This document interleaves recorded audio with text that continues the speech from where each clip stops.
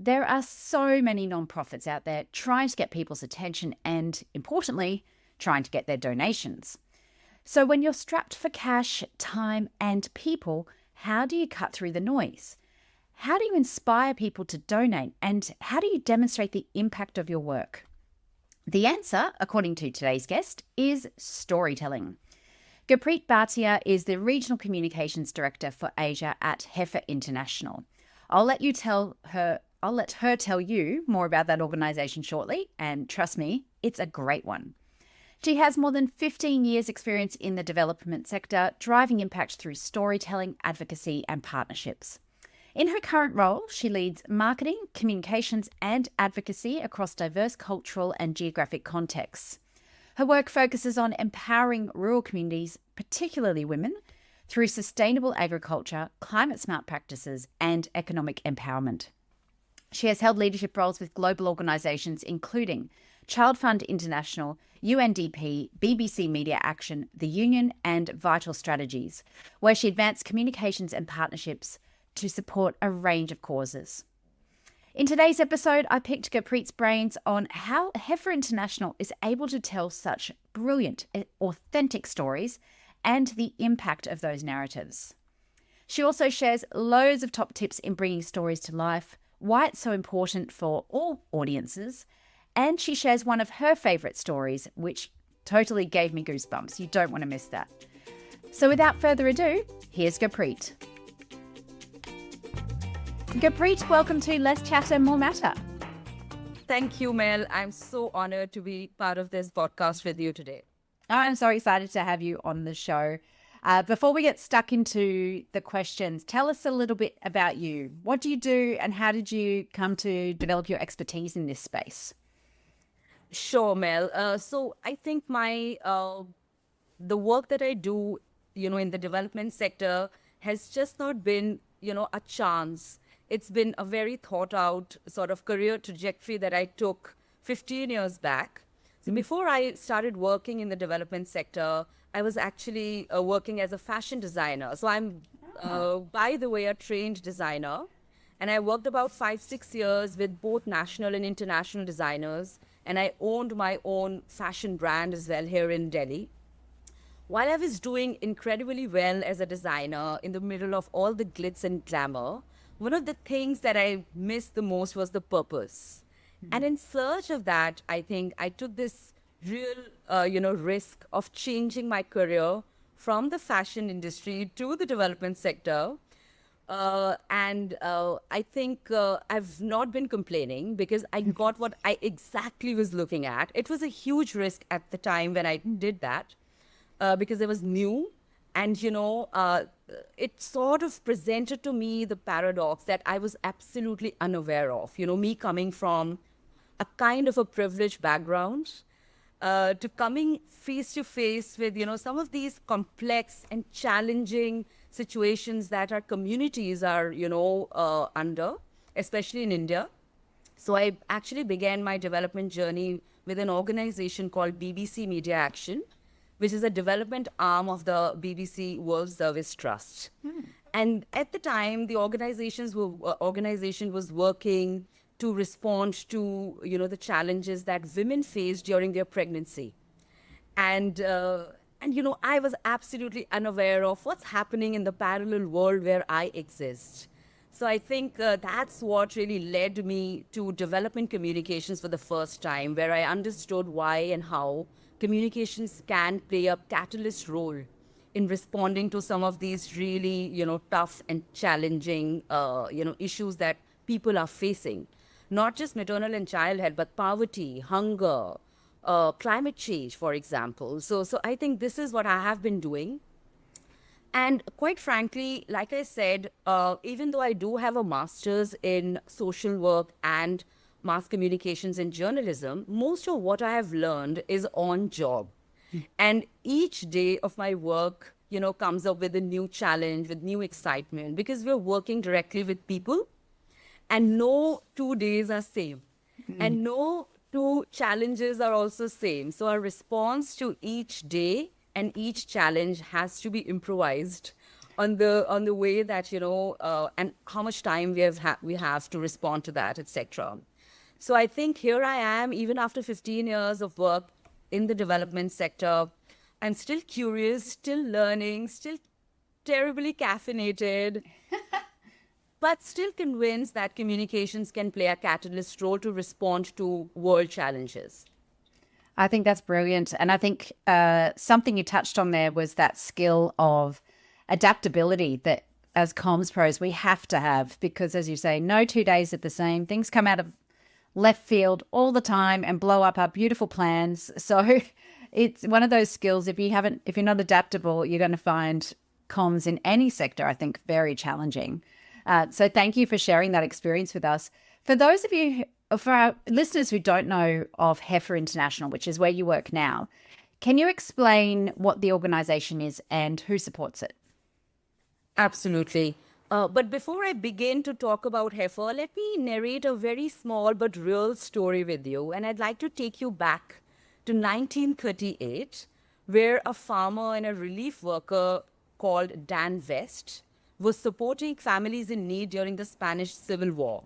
So what he exactly was doing, he was distributing, food kits to the families in need in the relief camp that he was supporting. And at one point, he ran out of milk cans. And he still saw a long queue of people who were wanting to have those milk cans. And, that's when he realized that what he was doing at the moment, distributing food kits, would only give them a temporary relief. But it is really not a permanent solution or even a sustainable solution to the problems that people were facing at the time.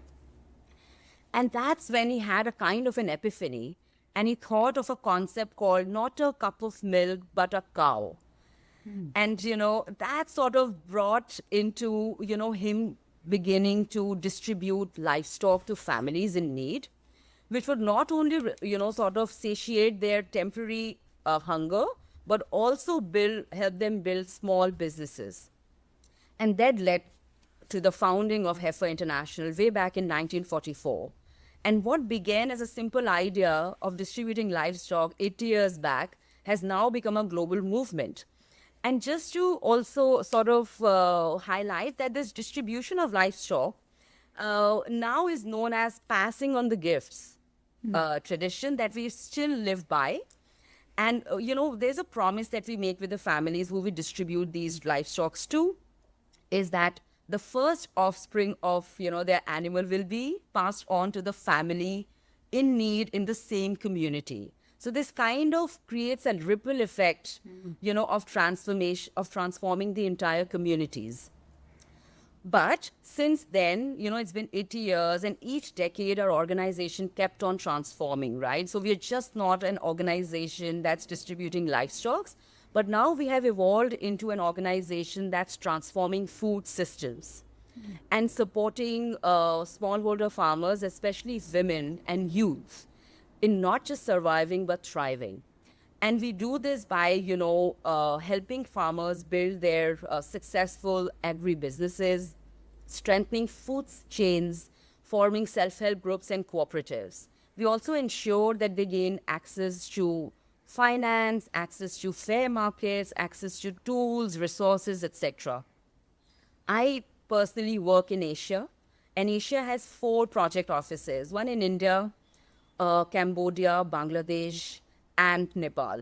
And in all the 4 country offices, we are working with smallholder farmers, primarily women farmers, and really sort of building up their agency, giving them confidence, and also tools and resources to build their agri-businesses. So this is a little bit about what Heifer does. And up until now, we have supported about 52 million, smallholder farmers. Wow. And we are currently working in 19 countries across Asia, Africa, and Americas. That's incredible. That's such a proud story to tell too, isn't it, about that impact? That's incredible. And 19 countries. And I know that it's a competitive sector, the nonprofit sector, right? Everybody's trying to get people to give them money, give them to support of some kind to support the programs that you run. And so I know you've really taken to the power of storytelling. Can you just tell me why you decided to put so much of your time and resources into that strategy as opposed to something like traditional media campaigns or advertising? Absolutely. So, Mel, I just wanted to highlight here for us in the development sector, storytelling is just not another strategy, right? It is the very soul of the work that we do with our communities because we are working with people, and as opposed to a corporate sector that's selling, products, we are working with real people who breathe, right? Who feel. So for us, storytelling is the soul of our work, and especially with international not for profits like Heifer International. Like I said, we are tackling some of world's toughest and most challenging issues. Be it and we are at the front lines of these conflicts, be it the pandemic, the wars, or the natural disasters. We are actually responding to these issues real time with real people being impacted. So I think storytelling becomes most powerful when we are responding to such issues. And besides, for us, why do we focus on storytelling? And like you said, this sector has become overly competitive over the years. But storytelling for us also, becomes like a catalyst for raising funds to really sort of continue our mission of ending hunger and poverty while caring for the earth.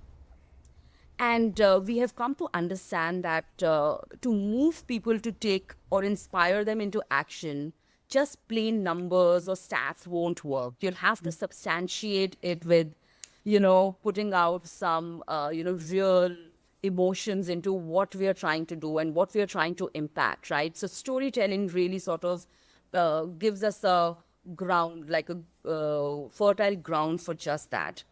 And also, when we talk to our donors in terms of how their money is being impacting, you know gifting a family a goat, or giving a group of people a loan, is actually transforming their lives and the communities around them, just makes so much of a difference, right? So I think for us, storytelling plays a pivotal role. And not just individual donors, we also work with a lot of institutional donors, right? And when we think of them, for them as well, it's not just the quantitative evidence that they need in terms of the numbers. They also need it to be qualitatively, backed with the real stories, or the real, anecdotes of people that have, sort of made use of the resources that we have given them and how it has changed their life. And I've been personally fortunate to be, part of some of these storytelling expeditions where I've traveled to the field, met these people, and really felt, their change and their happiness and the impact that we've made. And that made so much of a difference to the passion that I work with, in this sector. And personally, we sit with the farmers and we don't force any narrative to them. We just sit and listen. And, in no time, they start opening up to us. They show up their vulnerabilities, their insecurities, etc. Yeah, I absolutely agree. And actually, it's something you talked about there just tweaked in my mind. The Frameworks Institute, which is run out of the US and the UK, have done a lot of work around stories. And there used to be this, I guess, positioning of stories in the nonprofit sector that were very tragic. Oh, this poor person is starving and rah rah rah. But actually, it's the stories of the positive impact and the growth and those strengths-based narratives that not only lift up the people who are in those stories, but actually get more cut through. Is that something you found as well? Absolutely. And, I've always been an advocate of not really selling poverty porn, so to say, but really selling hope and really selling transformation, right? A person may be in the deepest, challenge, but they have the power to get over it. All you have to do is to give them a little support, a little backing, right? And then they're all their own, and they show, amazing, inspiring transformation in no time. All you need to tell the communities that we are working with is that you can do it. We trust you. Go ahead. We are there to back you. And, all of it is what they do. And ultimately, you have to exit, your program sites at one point or the other. But at Heifer, what is so beautiful is that we create sustainable change. We actually start building, wherever we start our program, we start by building their social capital through our, we have a cornerstone training for just and sustainable development, where we start giving them training about mutual trust, accountability, etc. And that just sets the context right. And we start introducing our interventions only after we have brought the communities at a level where they have the understanding of why they're doing what they're doing and why it is important for them. So I think for us, the stories are of hope, of success, of interest to people. And it, while we do begin with the challenge, but we quickly take a turn and bring in all the positive feeling about it. And we want, I've seen people to root for our farmers, as if it's their own story, as if they've connected it as if I was her, if I was him, kind of a thing. So I've seen that, and that's where, the transformation happened, and the people are inspired to help them even more. I love that. And as you said, it taps into that empathy piece, right? That human connection. I'm really interested. What has been your favorite story to capture so far, and why is it your favorite? Oh my God. Mel, I've been so fortunate to work with the communities directly for all of this while. And there's so many people that have touched my heart and, in turn changed me as a person as well over the years. So it was very difficult to choose one story, but I can tell you of the one women that I've just very recently engaged with. So this woman is called Tulsi Thapa. She's from Nepal, and currently she is leading a women-only cooperative called Bihani Women Cooperative in Nepal. But her life didn't started that way. She was born into a poor family in Nepal. Her father was a farmer. She was married very young. And then her husband was also a subsistence farmer, right? Her means were limited, her opportunities were limited in her village. And then she joined a self-help group that was formed by Heifer in her community. And with a very little help of about 500 rupees, she started to build a poultry business of her own with such limited money. But that was the beginning of her entrepreneurial journey. And then she never looked back. And today, I'm so honored and proud to say that this woman who had come with such meager means and opportunities is leading a cooperative of about 1,400 women. And this cooperative is actually leading very successful dairy business. They're, giving out insurances, credit, a very formal cooperative enterprise is what she's running. And this life that she has changed is just not for herself, but for many other women in her community. So this is something that touched me. And we engaged recently with her for our Seeding Strength, Empowering Farmer Cooperatives campaign that we've launched in Asia to commemorate the International Year of Cooperative 2025. That's where I met her. That's where I heard her story. And I think it's just, it just makes me feel that, there's change is possible. Even one person can, begin that ripple effect, and it can just spread, it can have a snowball effect. If your intent is correct, I think change is possible. Oh, you've just given me goosebumps, Gurpreet. Just that as you say, that butterfly effect. One little workshop, and to fast forward to leading a cooperative of 1,400 women. I mean, that's incredible. Thank you for sharing that story. And if there's any information you can share about her cooperative, we'll share that with our listeners as well in the show notes. So I guess, what impact have you seen from the stories you're told? So, we often come up against executives who are like, what's the return on this investment, right? Because storytelling isn't always cheap and cheerful. As you say, you've got to do it well, you've got to travel to where the stories are. So how do you make sure that you're getting that impact and how you get that return? For me, I think I feel the return on investment on, storytelling is actually huge, and it shows up in both measurable ways and in deeply human ways. So I'll give you a few examples. For example, our stories are engaging our target audiences. And when I say our target audiences, it's our donor bases, our partner organizations, citizens in the countries that we're working. They're not only touching them, they're also making our work more relatable, more credible, and more human, right? And this has directly supported our fundraising efforts, like I said, helped us build our strategic partnerships with other big organizations. And I've also brought in visibility and trust to the work that we are doing in the communities, right? It has also strengthened our brand and marketing efforts, right? So allowing us to position our mission more credibly, like we want to end hunger and poverty while caring for the earth. And this statement can't just be a statement; it has to be backed up by the real work that we're doing on ground, and that only comes out through storytelling. I also wanted to bring out a point here where, this impact is just not external, limited to branding, marketing, fundraising. We also have to understand how it is impacting the people that are working within our organization, right? Because ultimately, they're the ones who are, every day waking up, jumping out of their bed to with a purpose in mind, right? So these stories also help them connect with our mission, connect with the purpose, and really continue the good work that they're doing with the same passion. And like I said, we're working, in the midst of some acute challenges, be it a pandemic or a war or a disaster. And we have to keep our people motivated. So this is also how we're keeping our people motivated to work every single day.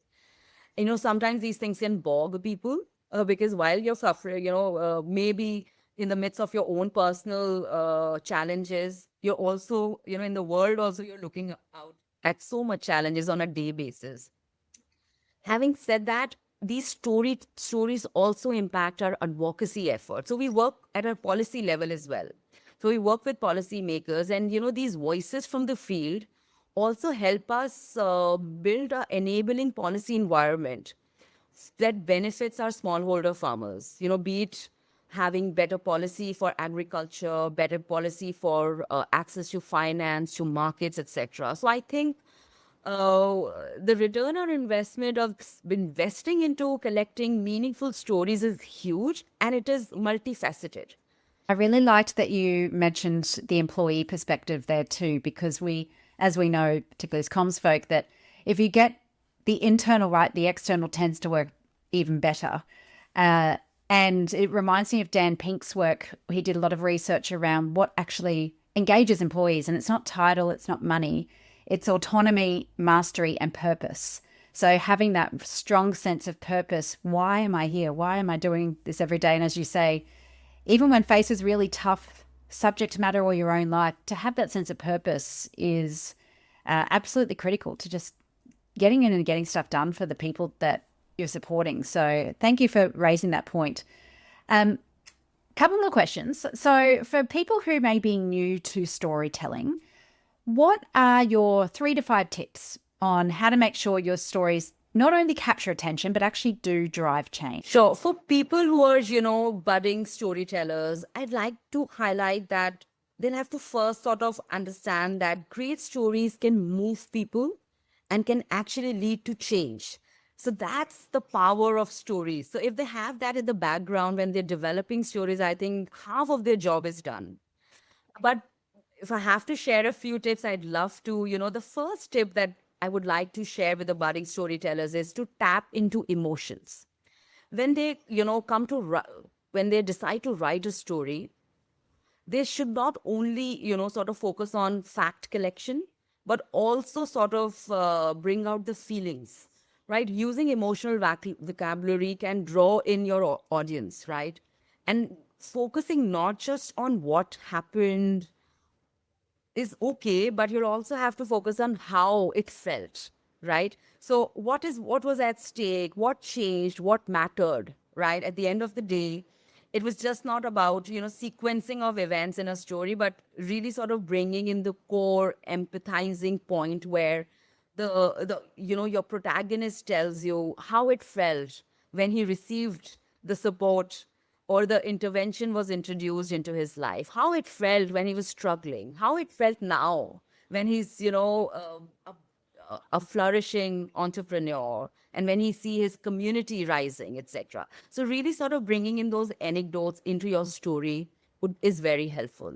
The other tip I could give you is to put a face to a story. Many a times I've seen a story that gets mixed up with many central characters. So what I usually do is to focus on one central character each story. This helps your audience to also sort of root for someone, celebrate somebody, one person that they can connect with, empathize with, think as if it was her, it was him. So I think focusing on just one person at a time in a story also could really build up into a really impactful story. So my tip number 3 is to follow a clear story arc. And I know, many communicators will have their own structure of, storytelling, but I can share what I usually follow. So I use a narrative structure that takes the audience into a journey. So I begin with an exposition state where, you're setting the scene, introducing the context, the community, the protagonist. Then coming to the rising action. This is where you're introducing the challenge and how your intervention enters the picture. Then comes the climax, which is the turning point where the change becomes visible or the conflict hits the peak. And then you slowly sort of come to a falling action. This is where you show the transformation beginning to unfold. And last is the resolution. This is, what's better now? What's changed now? What's future is possible because of this change? So this is the story arc that I usually follow. And Mel, I did tell you about, inserting real anecdotes of your protagonist in the story. The right sort of places where I do that is during the rising action and the falling action. These are the two sort of key points where you can really insert your anecdotes. So I think these are going to be my 3 tips. Tap into emotions, put a face to your story, and follow a clear story arc. I love it. Thank you. I think they're great tips. And I really love, having a clear structure, as you say, there's lots of different ones out there, but so much of it is just allowing people to follow you along logically and not get lost along the way. And I think having a structure is just it's one of the most important things we can do as communicators. It just makes it easier for everybody. So I appreciate you mentioning that. One last question. AI, artificial intelligence, we cannot get away from it. It is a big part of our world now. It's only getting bigger in the comms world. What use cases do you see or have you already seen for AI when it comes to storytelling, but also comms more generally for nonprofit organizations? Absolutely. And AI is undeniably transforming how we are working in communications. And especially in the not-for-profit sector, Mel, it is a game changer. Like I said, that we're often, operating with lean teams where one person is wearing multiple hats and we're responding to real, conflicts and, disasters, etc. I think AI can actually play a pivotal role in, how we're working and how fast you are responding to some of these challenges. But, caution must be taken because AI generated content is often, it leans towards more formulaic machine language. And when you bank too much into that, I think you lose the nuances, the intuition, the empathy, that only comes with the human intelligence. So while I use a lot of AI in my work, but that is really to sort of support me with logistical kind of work that I do, that really sort of helps me to focus on more strategic work in my communications portfolio. And I also, when it comes to especially storytelling, I would really sort of ask people to refrain from using too much AI because people will get it. The language is so animated and it just doesn't touch the chords. And I think through our entire interview, we've been talking a lot about connections, emotions, the human nuances, etc. None of it. I think AI can't capture it at all. So while you can use AI for some of your supporting roles kind of thing. They can assist you with that, but don't leave the crux, the real meat of the work that you're doing when it comes to storytelling. So my motto when it comes to AI is really sort of AI can assist, but human intelligence must always, lead or drive the narrative. And we all know that human beings have built AI and not otherwise. So human AI should be at the top of artificial intelligence. So it's HI over AI. Love it. HI over AI. I love that. And look, I totally agree. I use AI all the time from that, managing workflow and logistics and generating ideas. But yeah, you can, as you say, you can so tell when something has been written, especially when it's meant to be a human connection story and it sounds like a robot wrote it, because a robot did write it. So you definitely hear it. Well, Gurpreet, thank you so much for sharing all those insights. I have 3 questions I ask every guest on the podcast. Are you ready for those? Sure, absolutely. Go for it. Take it away. Okay, what's one of the best communication lessons you've ever learned, and how did it change the way you approach communication? This is a very interesting question, Mel. And, one of the things that I've learned in my journey in the development sector is of using the language that promotes dignity and respect. And I've become like this torch bearer of language shift in the development sector. And why I say that, and this is very specific to our sector, because our sector is very donor driven. And, so we use very donor centric language as well, where, we sometimes put our communities, a little lower in the hierarchy, and we put our donors somewhere at the top of the hierarchy, which I think needs to change, because then you're not promoting language that promotes dignity and respect. So I think one of the things that I've learned a lot in my journey is the use of language. I'll give you a quick example. We are very used to of reading in these donor reports words like beneficiaries, words like, things like we are empowering women or we are empowering communities, which is so incorrect. It's factually also incorrect. When you say there are your beneficiaries, it gives you a image of they're only here to benefit. While what actually happens is you're just giving them the support and everything else they're doing themselves. So they're not the passive receivers, but they're very actively involved into the change that they're bringing in their own life. And the other thing is that we're empowering communities. And I think that's factually incorrect as well, because they're empowering themselves. All you're giving them is resources, tools, training. And all of the hard work, is something that they are putting in themselves in their, leading to their life transformation. So, some of these languages that we use, the words, the terms that we use is problematic. And at Heifer International, we've made a conscious decision to move away from this outdated top-down language. And we now strive to communicate in ways that reflects, respect, partnerships, and shared purpose. For example, rather than using the term beneficiary, we use project participants, we use stakeholders, we say partners. Rather than saying we are empowering the communities, we say the communities are empowering themselves. We are supporting for them to empower themselves. Some very little changes that you make in the way you speak or write makes a whole lot of difference in how your communities are perceived, by the outside world. So I think that's something that I've learned over the years. You've raised a really good point there around the power of words. And one word really can change the whole perception of what we think about the facts, right? It's how the facts are framed. And again, I'm just having back to what I said earlier around the Frameworks Institute. They very much have the same view, but it's so backed by science as well and research around, these words matter. So thank you for sharing that. The next question, what's one thing you wish people would do more of or less of when communicating? I think people should listen more when communicating and assume less.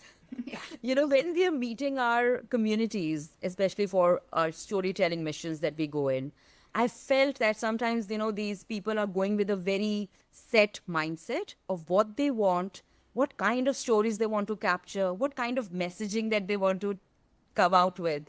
I think that set sort of mindset sometimes becomes a barrier in really collecting the real impactful stories. So I suggest them to go with an open mind and to really sort of listen more to the people that they're interviewing, and really sort of coming out with right, asking the right questions, touching the right chords, and giving the people enough time to open up. And sometimes it takes days for people to open up to you, right? You are a complete stranger and you suddenly reach their home and ask them some really personal questions, and this is very difficult. For some people are very difficult to open up. So what we do in our missions, such missions, is we sometimes just interview one family the entire day. So we would begin to spend time, know them better, etc., and then come to the interview, which is the interest of us. But we begin by building relationship, building connections, and then they easily open up. Once the trust is built, then I think your job becomes very easy. So that's one thing that I want people to do more. And I want people to do less, is to use the jargons and technical language, which I think becomes a big barrier in the communication itself. So I think what they have to understand is the language that they use have to build bridges and not sort of otherwise. So I think the language that you use also have to be simple language that reach your audience. And I just wanted to tell you, what one of my ex-bosses once told me. So I was writing an opinion piece, which is a very technical piece, so to say, right? For a big newspaper. And I used some really fancy technical, language and added a few jargons there. And when he read it, he gives me a feedback. He said, Gurpreet, when you write opinion pieces, even though they are technical, etc., but you'll have to keep in mind that your audience may be my grandmother or my mother, who has no context to this development sector or what you're talking about. Maybe you have about 15 years of experience and this is not new for you, but for her, this is going to be sounding like a big blah. So, that sort of changed my psyche a bit and my approach to writing even technical pieces like opinion pieces. So I've started to think from the perspective of my audiences more. What will they connect with? What will they understand easily? How can they consume this story to the full? And my message should be conveyed into easily digestible, nuggets. So these are the two things that I want them to do more and less. Excellent. We are very aligned on both of those things. Last question. Who do you turn to for communication advice? Oh, so like I said, that most of my learning has happened on job, and I have some excellent, bosses that I've worked with who I have been in touch. I've kept in touch. So currently, I sort of, if I get into trouble, I reach out to my managers in my current organization. Sometimes if it's bigger sort of issue, more systemic issue in terms of the communication landscape, then I reach out to my ex-bosses that I've reported into. They've turned into my mentors. So I've kept in touch with them because they're in this industry for a lot longer than I have. And also being a member of IABC has also been so valuable. It gives me opportunity to engage with communication stalwarts like you, for example. We're all coming from diverse backgrounds, and, the perspectives that we can share with each other, the challenges, the knowledge, how do we really sort of, it also changes your perspective into a lot of things. How can I function differently into this challenge, what I can do differently. So I think being part of this community also has helped me a lot.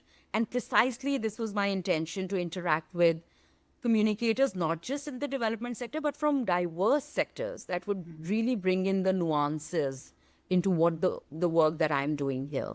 So yeah. That's awesome. Yes. And I really love that you've mentioned, past bosses and mentors as well. We learn from so many different places. It's never just one source. So that's great. Gurpreet, thank you so much for your time today, sharing so many amazing stories and top tips. If people want to connect with you or learn more about you, where's the best place to go? It's my LinkedIn handle. I can Fantastic. share it with you and perhaps Yes, we'll pop that in the show notes. Yeah, absolutely. and email me. I would love to connect and answer if you have any questions. Do connect with me on LinkedIn. I'd love to guide you. Maybe we can have a conversation, where we can uplift each other's work. And if you have any ideas, we can share that with each other. That's a very generous offer. Thank you so much, Gurpreet. And thanks for coming on Less Chatter, More Matter.